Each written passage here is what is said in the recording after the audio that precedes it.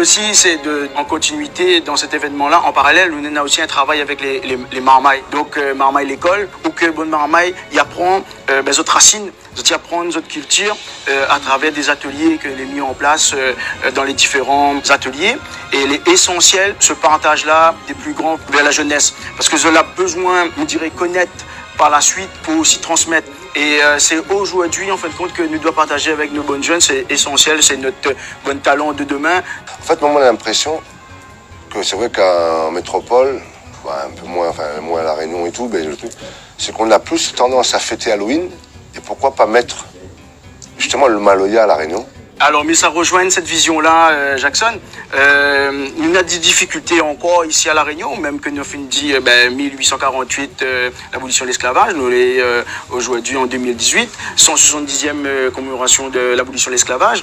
Et que nous avons une difficulté aussi, nous avons une barrière encore avec le passage, je dirais, de cette revendication que voilà, on est le 20 décembre et il est vrai que il est difficilement des fois fêté dans les institutions comme l'éducation nationale, mais il est vrai que Halloween est tout à fait naturel, une culture qui sort dehors pour certains, de mettre en avant et qu'ils commencent à préparer. Et le bon barman, il est plus amené à préparer Halloween ou carnaval.